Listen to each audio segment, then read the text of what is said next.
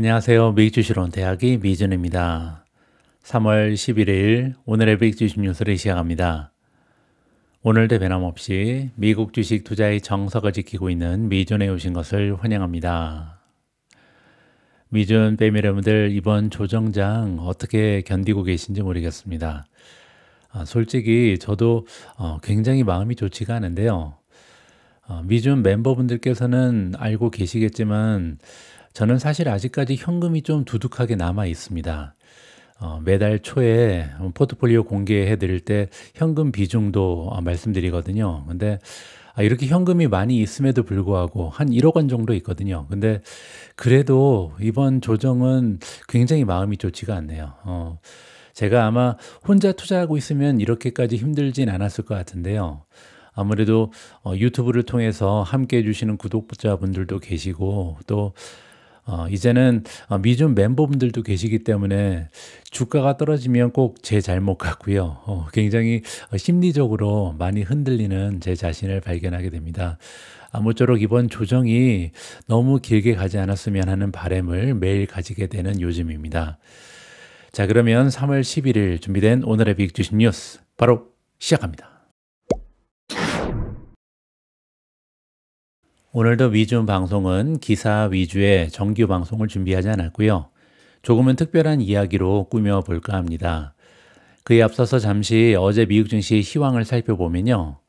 어제도 굉장히 끔찍한 색으로 S&P 500 맵이 물들어 있습니다. 특히 우리가 애정하는 테크 기업들은 거의 전몰을 했죠. 게다가 시가총액이 커다란 메가테크 기업들이 동시 하락하고 또 빨간색이 굉장히 선명합니다. 그 얘기는 하락폭이 굉장히 컸다는 얘기죠. 따라서 어제 나스닥이 4.0%나 폭락하는 계기가 마련됐다. 이렇게 보시면 됩니다. 그리고 어제 미국 증시의 폭락을 이끌었던 주식 하나가 있는데요. 바로 테슬라입니다. 하루 만에 무려 15.43%나 폭락을 했거든요. 테슬라 관련해서는 제가 최근에 두 가지의 이유 때문에 계속 주가가 떨어진다. 이런 말씀을 드렸는데요. 첫 번째는 실적입니다. 작년 대비 계속해서 마이너스 성적을 보이고 있고요.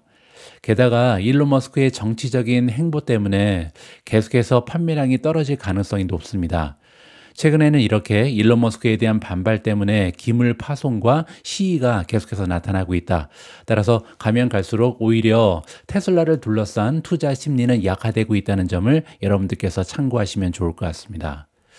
자, 그리고 최근에 이렇게 주가가 많이 떨어지면서 공포지수가요, 무려 어제 같은 경우는 27.86으로 올라갔습니다. 따라서 최근 1년 동안 두 번째로 높은 수준이 기록이 된 건데요. 우리가 주식 투자를 이어가면서 이렇게 실수가 있을 때는 하나씩 다시 배울 필요가 있는데요. 이번에 한 가지 간과한 부분은요. 공포 탐욕 지수라든지 AAII 지수는 굉장히 시장의 센티멘트가 떨어졌다. 이런 신호를 보내줬는데요. 그럼에도 불구하고 아주 최근까지도 공포 지수는 20 이하에 떨어져 있었습니다. 따라서 줍줍을 하기에는 조금 시장의 심리가 덜 악화됐었다. 이 부분을 우리가 살펴볼 필요가 있었다는 거죠. 따라서 다음에 또 조정이 발생할 때는요. 공포지수가 이렇게 30 근처까지 올라가는 것을 기다릴 필요가 있다는 것이 저의 개인적인 교훈입니다. 한 가지 더 배웠다 이렇게 보시면 되고요. 자, 다음에는 Fear and Greed 인덱스인데요. 어제 14까지 떨어졌고요. 지금 현재는 잠깐 반등하는 기미를 보이고 있기 때문에 15까지 상승했습니다. 그럼에도 불구하고 시장의 공포감이 굉장히 커다랗게 지배를 하고 있다는 것을 확인해 볼 수가 있고요. 게다가 지난주 목요일 발표된 AAII 설문조사 결과는 시장에 참여하고 있는 투자자 중에 단지 19.3%만 긍정적인 전망을 가지고 있다. 굉장히 우울한 분위기가 팽배하고 있습니다. 하지만 우리에게는 희망적인 역사적 통계가 하나 있는데요. 이렇게 시장의 센티멘트가 급락하고 나서 6개월 이후에 주가의 흐름을 보시면요. 상승 확률이 무려 90%나 됩니다. 그리고 평균적인 상승률은 14.6%, 그리고 상승률의 중간치는 13.6%이기 때문에 앞으로 한 6개월 정도가 지나면 지금 수준에서 주가가 많이 올라가 있을 가능성이 있다. 이렇게 우리가 긍정적인 전망을 가져볼 수가 있는 거죠. 하지만 이 방송을 함께 해주시는 분들 중에서는요. 지금이 하락장의 초입이다. 지금이라도 주식을 팔아야 된다. 이런 생각을 가지고 계신 분들이 많이 있을 겁니다. 그 얘기는요, 앞에서 살펴봤던 통계, 이런 수치가 아마 이번에는 적용이 안 될 것이다. 이런 주장인 거죠. 따라서 이번에는 다르다. 이렇게 생각하시는 분들이 많이 계실 텐데요. 그렇기 때문에 지금이라도 주식을 팔고 안전자산으로 옮겨야 된다. 그 의미는요, 채권이라든지 금을 사야 된다. 이런 의견이 지금 시장에 많이 나오고 있습니다. 하지만 저는 다시 한번 이 말씀을 드리고 싶은데요. 안전자산의 의미는 평균적인 투자 수익이 더 좋다는 의미가 아닙니다. 역사적으로 봤을 때 채권도 그렇고 금도 그렇고요. 주식 투자의 수익률을 상당 기간 이상, 그러니까 적어도 한 2, 3년 정도 초과 달성한 역사는 없기 때문이죠. 안전자산의 제대로 된 해석은요, 변동성이 적은 자산이다. 이렇게 보시면 되는데요. 변동성이 적다는 얘기는 당연히 상승폭이 제한적이다. 이렇게 보시면 됩니다. 단기간 매도량이 증가하면서 가격이 급락할 가능성이 굉장히 적다. 하지만 그 얘기는요, 매수량이 폭등하면서 가격이 급격하게 상승할 때 상승할 가능성 역시도 적다. 이렇게 보시면 됩니다. 2023년, 2024년 여러분들과 저는요, 지난 2년 동안 급격한 변동성 덕분에 굉장히 커다란 투자 수익을 올렸습니다. 2년 연속으로 거의 100% 정도의 수익을 올린 투자자들이 굉장히 많았잖아요. 그래서 같은 이유 때문에 최근에는 변동성으로 인해서 우리가 투자 수익을 반납하고 있다. 이렇게 보시면 됩니다. 그리고 앞으로도 우리가 주식 투자를 끊지 않는 한, 투자를 완전히 포기하지 않는 한 이러한 투자의 과정은 계속해서 이어질 것이다. 과거에도 계속해서 그렇고요. 앞으로 우리가 미국 증시에 남아 있다면 이러한 과정은 계속해서 반복할 수밖에 없다는 것을 우리가 인식할 필요가 있습니다. 따라서 제가 말씀드리고 싶은 메시지 중에 하나는요. 이번에는 다르다. 이 조언은 조금 위험하다. 켄 피셔는요. 아무리 심각해 보이고 무서워 보이는 상황에서도 예전에 투자자들이 겪었던 상황과 크게 다르지 않다는 것을 기억해야 한다라는 조언을 남겨주고 있습니다. 이번에도 다르지 않을 겁니다. 왜냐하면 불과 3주 전만 해도 우리는 미국 증시의 사상 최고치를 축하하면서 전혀 어색한 느낌이 없었거든요. 주식은 그냥 우상향한다. 이런 느낌이 굉장히 팽배했었죠. 자, 이렇게 하늘 높은지 모르고 치솟던 인공지능 수혜주들의 주가는요. 결국 투자자들이 대처하기도 어려운 굉장히 짧은 시간에 폭락하면서 역사는 다시 한번 반복됐습니다. 오르면 떨어지는 게 주식이다. 이렇게 역사가 우리한테 다시 한번 교훈을 주는 거죠. 하지만 이번에도 다르지 않을 겁니다. 그 얘기는요, 객관적인 투자 지표로 평가했을 때 역사적으로 지금 굉장히 많은 인공지능 수혜주들이 저평가 단계에 들어섰거든요. 따라서 언젠가는 다시 한번 버블의 정점을 향해 달려갈 가능성이 높다. 이러한 메시지를 전달해 드리고 싶습니다. 과거 역사를 보면요. 미국 증시는 팬데믹은 물론이고요. 9.11 테러, 글로벌 경제 위기, 이라크 전쟁, 이렇게 트럼프 관세보다 훨씬 더 끔찍한 이벤트들을 겪어왔습니다. 하지만 결국은 이러한 악재들을 이겨내면서 우상향했던 역사를 가지고 있는 것이 미국 증시다. 그리고 이번에도 이러한 역사는 다르지 않을 것이다. 반복될 것이다. 라는 것이 저의 개인적인 판단입니다. 여러분들께서도 이런 생각을 하시면서 마음의 평안 그리고 안정을 유지하시는 것이 굉장히 중요하다라는 메시지를 드리고 싶습니다. 자, 바로 앞에서 저는 여러분들께서 미국 증시의 역사를 기억하시면서 조금은 안정적인 마음 자세를 유지하셨으면 하는 바람을 피력해 봤습니다. 자, 그런데 이번에는요, 조금은 부정적인 이야기를 해드려야 될 것 같습니다. 제가 트럼프가 관세 정책을 통해 달성하고자 하는 것은 이라는 제목으로 작성한 글이 있는데요.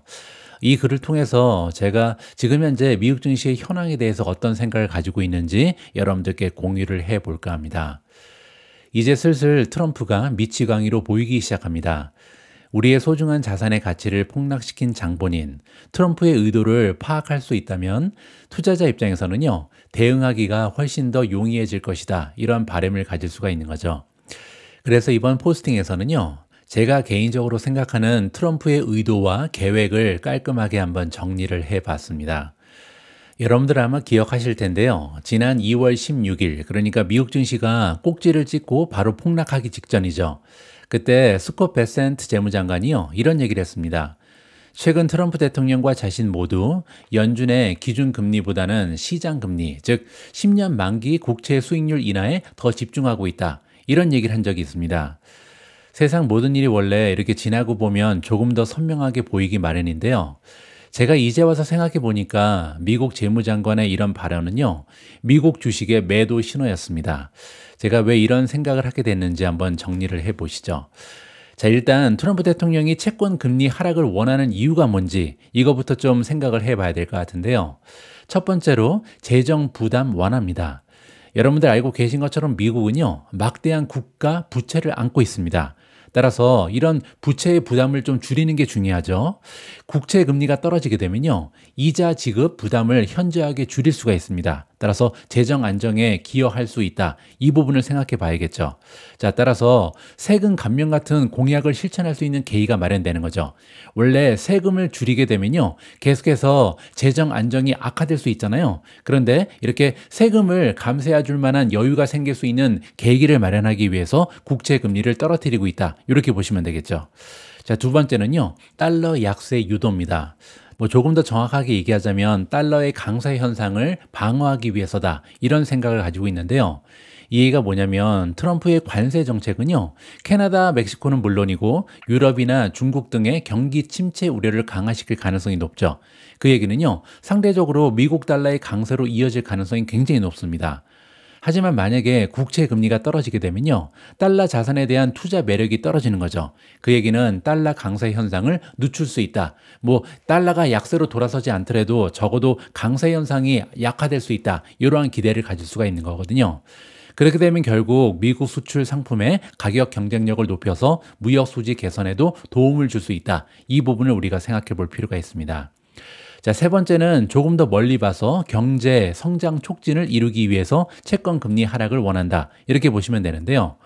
왜냐하면 낮은 채권 금리는 기업과 개인의 차입 비용을 낮출 수가 있잖아요. 그 얘기는 투자가 촉진되고 경제 성장을 견인할 수 있다는 장점이 있습니다.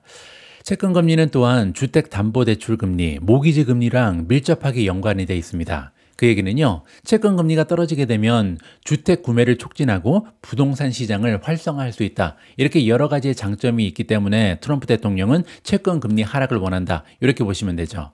자, 그런데 여기 하나의 문제가 있습니다. 제 아무리 미국의 대통령이라 하더라도요, 10년 국채 금리를 낮추는 과정은 결코 쉽지가 않거든요.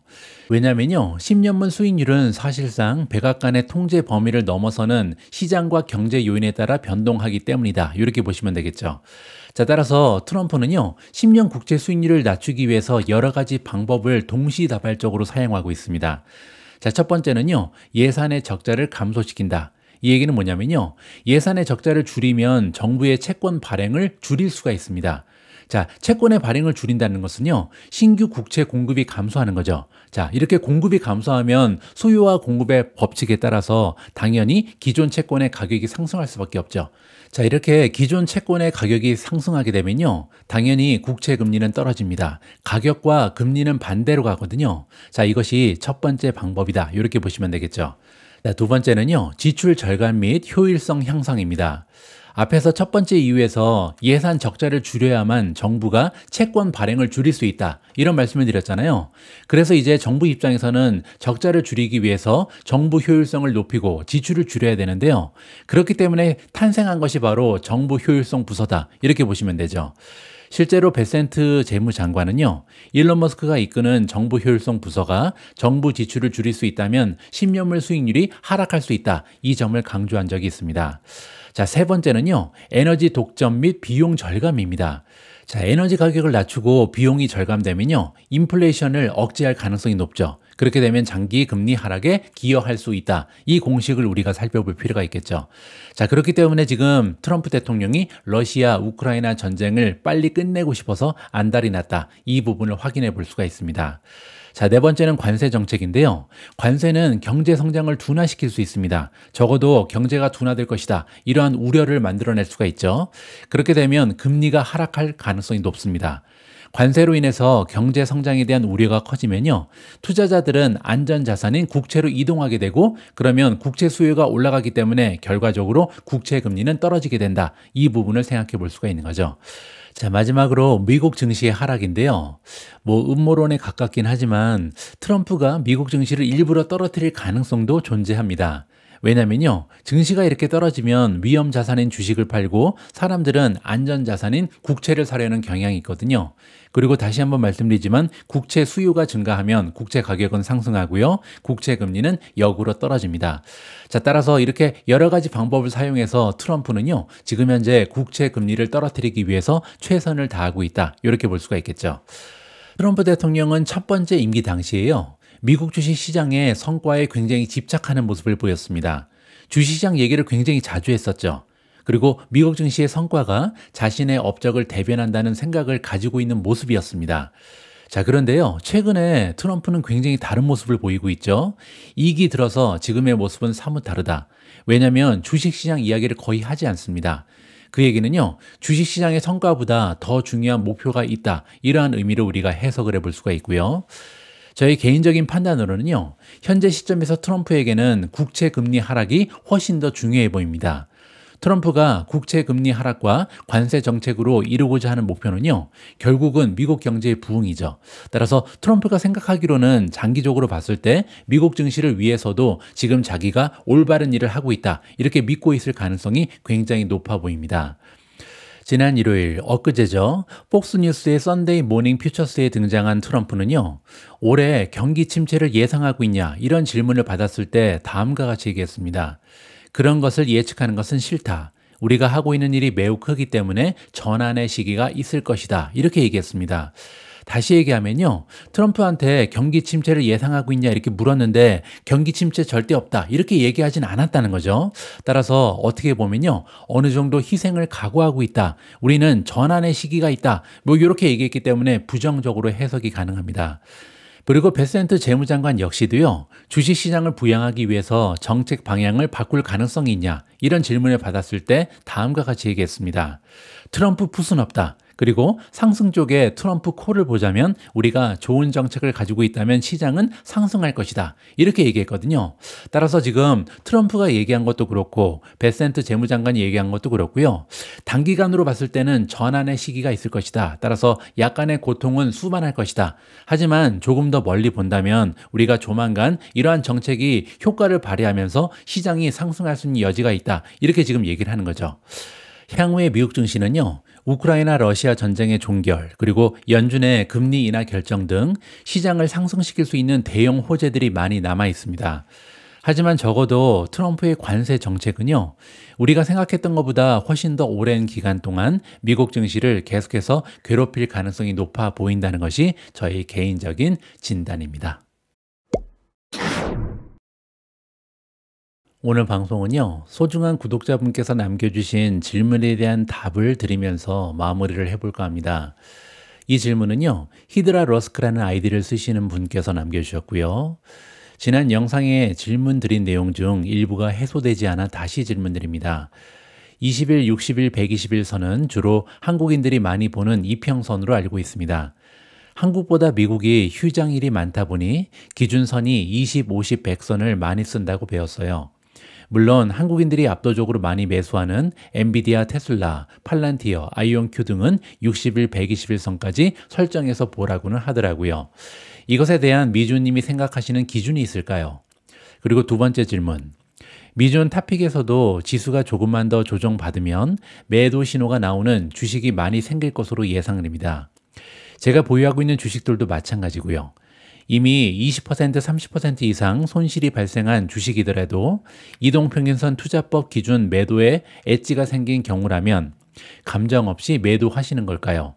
최악의 경우 곧 여러 종목을 큰 손실을 보고 매도하게 되는 상황이 될 수도 있겠다 싶어서 질문드립니다.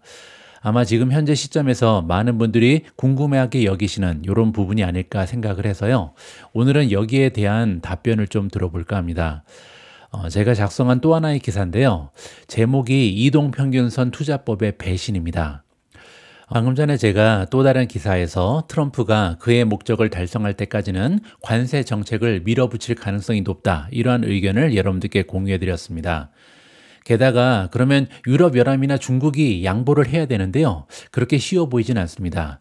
심지어는 지금 캐나다 역시도 트럼프의 의도대로 순순히 따라주지는 않을 것으로 보이거든요.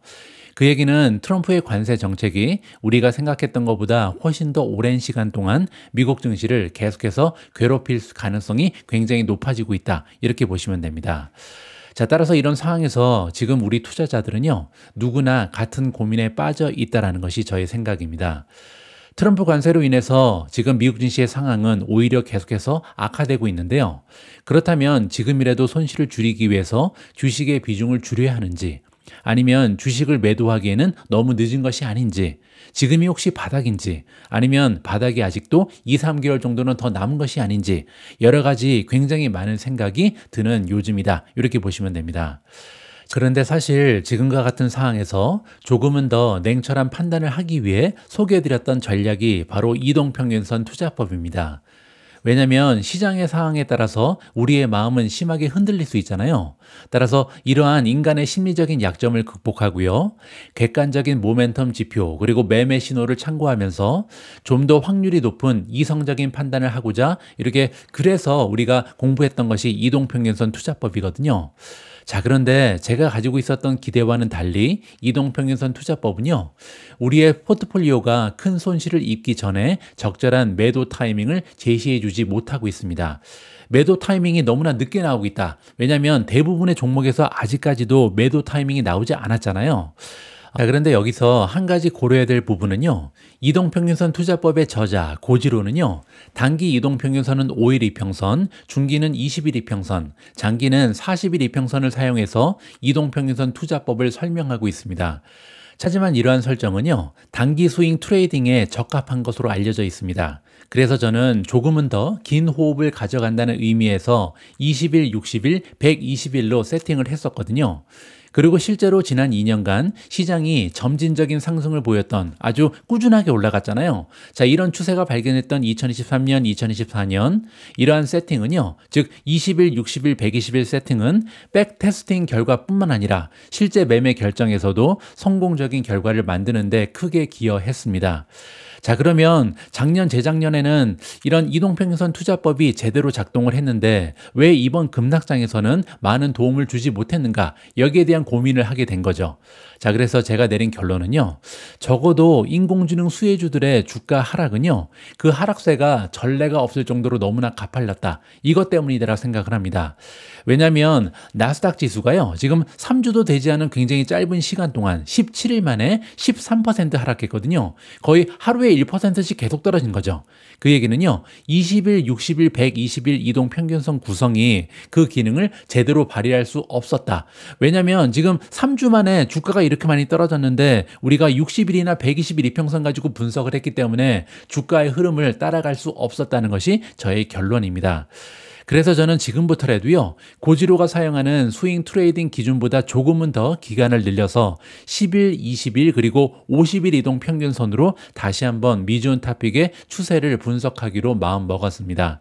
왜냐하면 지금부터라도요, 추가적인 하락을 조금 더 대비하고요. 그리고 지금부터 만약에 매도 시점을 놓쳤어도 매수 시점을 우리가 잡아야 되잖아요. 따라서 조금은 더 단기적인 분석을 할 필요가 있다. 이러한 생각을 하게 됐습니다.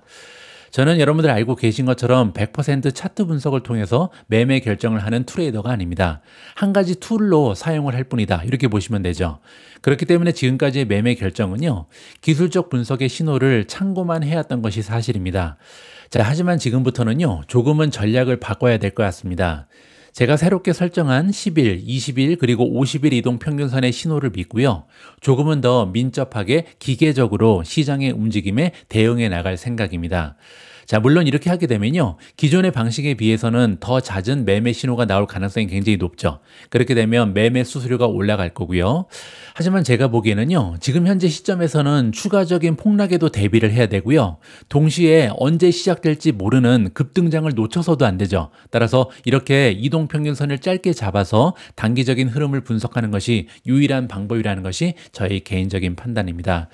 그래서 앞으로는 이런 20일, 60일, 120일보다는 10일, 20일, 50일을 중심으로 이동평균선의 분석을 하고 여기에서 나오는 매매 신호를 조금 더 이용하겠다. 이렇게 여러분들께 저희 개인적인 플랜을 공유해 드릴 수가 있을 것 같습니다. 자, 앞에서 말씀드린 것처럼 저는 지금 시점부터는요, 기존에 사용하던 20일, 60일, 120일이 아닌 10일, 20일, 그리고 50일 이동 평균선으로 미주온 탑픽의 추세를 분석할 예정입니다. 따라서 지금부터 추가적으로 폭락을 하는 것을 미리 좀 대비를 하고요. 그리고 앞으로 언제 급등 추세가 나타날지 모르기 때문에 여기에도 민첩하게 대처를 할 예정이다. 이렇게 보시면 되겠죠. 다시 한번 강조해 드리지만 10일 베스트 데이라는 이러한 법칙이 있습니다. 이 얘기는요, 우리가 섣불리 미국 증시를 완전히 떠나게 되면요, 가장 좋은 10일을 놓칠 가능성이 높아지고요. 그렇게 되면 S&P 500의 평균 수익률이 플러스 8%가 아니라 마이너스 13%로 떨어지게 된다. 그리고 최근 들어서는 이러한 현상이 더욱더 강화되고 있는데요. 2015년부터 지금까지 S&P 500의 평균 수익률은 12%입니다. 하지만 만약에 가장 좋았던 10일을 놓치면요, 플러스 12%가 마이너스 10%까지 떨어지거든요. 따라서 미국 증시의 타이밍을 맞추는 것은 굉장히 어렵다. 이 부분을 우리가 기억할 필요가 있습니다. 따라서 주식을 완전히 다 팔고 미국 증시를 떠나는 것은 굉장히 위험하다. 이 말씀을 다시 한번 드리고 싶습니다. 자, 그리고 제가 지금 10일, 20일, 50일 이동 평균선으로 미주온 탑픽을 다시 한번 분석한다고 말씀드렸는데요. 단편적인 예를 잠깐 보여드리면 좋을 것 같습니다. 자, 밑으로 내려가서 일단 이노데이터를 보시면요. 이노데이터는요, 3월 10일 날 10일 이평선이 20일 이평선을 뚫고 데스 크로스가 발생했습니다. 하지만 아직까지 중기선이 가장 위쪽에 위치합니다. 여기 보시는 것처럼 중기선이 가장 위에 있고요. 두 번째로 단기선이 위치해 있죠. 자, 따라서 아직까지는 이동평균선 매도 신호는 완성되지 못했고요. 그 얘기는 뭐냐면 지금은 이노데이터 주식을 관망해야 하는 타이밍이다. 이렇게 정리가 가능합니다. 자, 두 개만 더 살펴보죠. 자, 이번에는 팔란티어인데요. 팔란티어 같은 경우는요, 최근에 10일 이평선이 20일, 50일을 연속으로 뚫고요, 데스 크로스가 발생했습니다. 자, 하지만 아직까지 다행인 부분은요, 중기선이 가장 위쪽에 위치하면서 이평선의 역배열은 완성되지 않았습니다. 따라서 이동평균선 매도 신호가 아직 나오지 않은 거죠. 자, 결론적으로 팔란티어 주식 역시도 지금은 매도 타이밍이 아니라 아직까지는 관망해야 된다. 이것이 저의 결론입니다. 자, 밑으로 내려가서 하나만 더 보시죠. 테슬라입니다. 테슬라는 상황이 굉장히 다릅니다. 여기 보시면요, 2월 7일부터 10일, 20일, 50일 이동평균선이 역배열됐거든요. 그리고 또 한 가지, 세 가지의 이동평균선이 모두 하락하고 있습니다. 따라서 두 가지의 조건이 다 만족되면서 이동평균선 매도 신호가 완성됐다. 이렇게 보시면 되죠. 그리고 최근 들어서 계속해서 이 세 가지의 선의 간격이 벌어지고 있습니다. 그 얘기는요, 매도 신호가 강화되고 있다. 따라서 팔란티어와는 다르게 지금 현재로서는 테슬라의 주식의 비중을 줄이는 것이 현명하다는 결론을 얻게 됐습니다. 3월 11일 미주온 방송은 여기까지입니다. 오늘 풀이장에서 미주온 탑픽들의 주가가 대부분 다 급등 추세를 보이고 있습니다.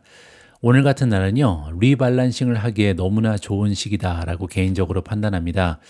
오늘 주가의 상승을 이용을 해서 여러분들 개인적으로 확신이 있는 종목의 비중을 늘리고요. 반면에 펀더멘탈이 약화되고 있는 종목, 그리고 확신이 떨어지는 종목의 비중은 줄여보는 것이 어떨까? 그리고 변동성이 극심한 종목은 조금 더 비중을 줄이면서 리스크를 감소시키는 것이 현명한 판단이 아닐까 조언을 드려봅니다. 우리 모두가 미국 주식 투자로 은퇴하는 그날까지 다 함께 화이팅입니다. 행복한 하루 되세요. 감사합니다.